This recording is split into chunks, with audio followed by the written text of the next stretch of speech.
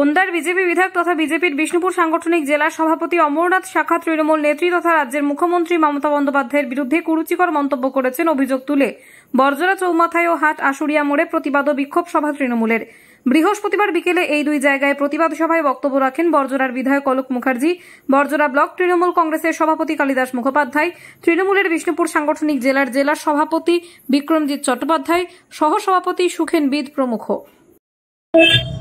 এই যে বিক্ষোভ সমাবেশ, এই বিক্ষোভ সমাবেশে হাজির আছেন আমাদের বরজরা ব্লকের বিধায়ক সম্মানীয় অলোক মুখার্জি মহাশয়, উপস্থিত আছেন হাটাসুরের প্রধান কবিতা ক্ষেত্রপাল, উপস্থিত বাবু রামিজ রহমান মন্ডল এবং সদস্যরা উপস্থিত আছেন মাহফুজা সহ গুরুবাদের সদস্য এবং আনারুল, হাটাসুর থেকে আনারুল, বারাণসী বেঙ্গল, নবকুমার বলু, দয়া বিদ্যুৎ, দিলীপ বলু, বাবরাম সহ মানিক, বংশী বলু এবং মিনি মিলে আমাদের প্রদীপ নন্দী সহ সিআইসি সমস্ত কর্মীদের দণ্ড বন্ধ করতে হবে, দোষীদের শাস্তি দিতে হবে, অবিলম্বে দোষীদের শাস্তি দিতে হবে।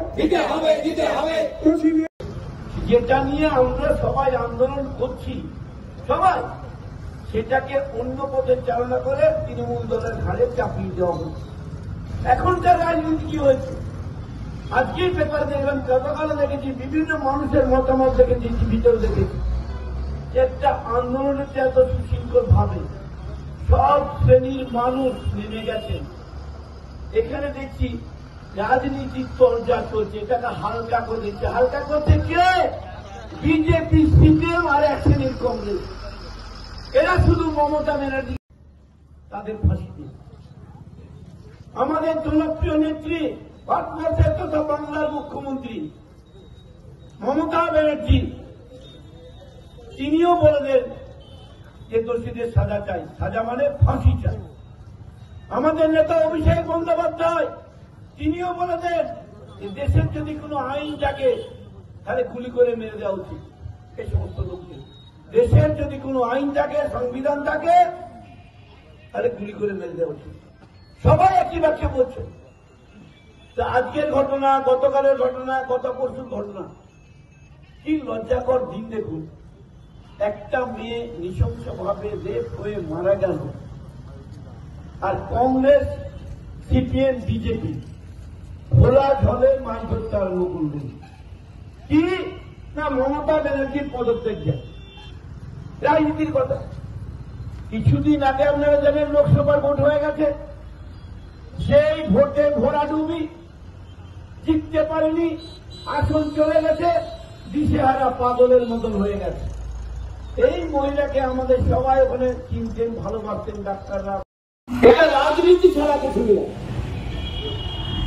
মমতা ব্যানার্জি ওটা হাঁটলে দোষীদের ধরুন, তেনার পুলিশ একজনকে ধরলেন সঞ্জয় রায়, তারপরে সিবিআইতে গেল ক্ষমতা, সেটাও মমতা ব্যানার্জি বললেন না, সিবিআইতে যা। কোর্ট যখন বলেছে নিশ্চয়ই দেখভাল করুন, কোর্টের 7-8 দিন হয়ে গেল। যদি আমাদের কিছু জানার ইচ্ছা থাকে, স্বাস্থ্য ভবন নয়, নবান্ন নয়, মহাবরণ নয়, পুলিশ অফিস নয়, অফিস আদালত ভাঙচুর নয়, আমরা সিবিআই কাছে সবাই যাই। এই দায়িত্ব তো আপনারা পেয়েছেন। কি ব্যাপারটা এবারে বলুন, করতে জানা মানুষ তো অধীর আগ্রহের শোনার জন্য বসে আছে। এটা হচ্ছে মূল কথা।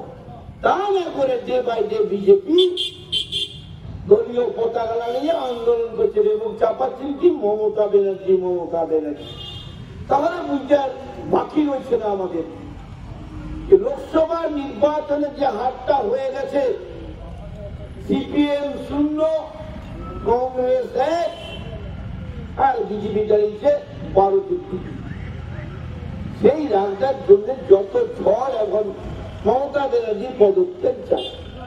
এখন যিনি মারা গেলেন আমাদের গুমতি, তার পরিবারের লোক মমতাদের প্রতি আস্থা রেখেছেন যে উনার প্রতি আমাদের আস্থা আছে, আমরা বিচার পাবো। আর বিরোধী দল কি বলছে, আমাদের সঙ্গে আসুন, জাতীয় পতাকা আন্দোলন করুন।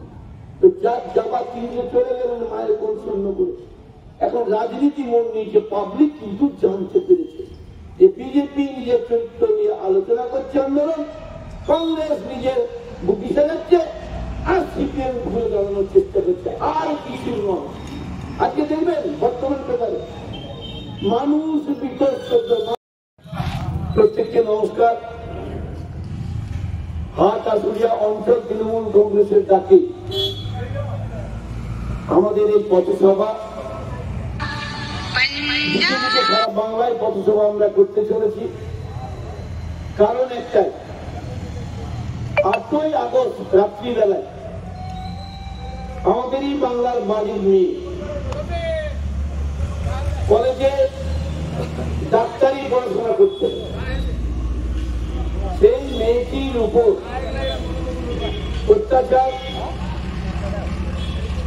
এবং নৃশংসভাবে খুন, রেপ, যাবতীয় যারা করেছে তাদের উপযুক্ত শাস্তি আমরা সবাই পেয়েছি।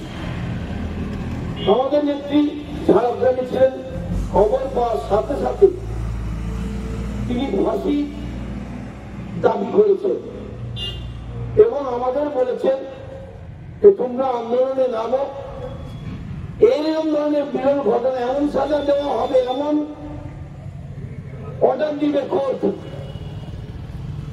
যার ওইভাবে দিকে যেতে কোনো পুরুষ তাকাতে না পারে, তার নোংরা পথে তাকাতে না পারে।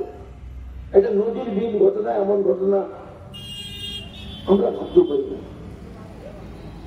এটা সবাই চিৎকার জানাচ্ছে। 8 তারিখের ঘটনার পর 14ই আগস্ট আবার একটা ঘটনা ঘটে, যেটা সিপিএম বিজেপি এক শ্রেণীর কংগ্রেস আর্থিকর মেডিকেল কলেজ ভাঙচুর করে, সেটা কোটি টাকার উপর ইচ্ছাকৃত ভাবে আমাদের দলে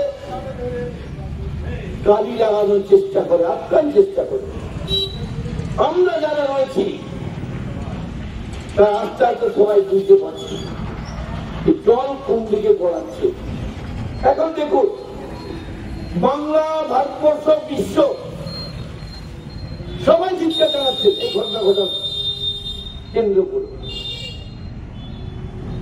এই যে 14 তারিখে যে সিপিএম এবং কংগ্রেস আর বিজেপি যে হঠাৎ করে ভাঙচুর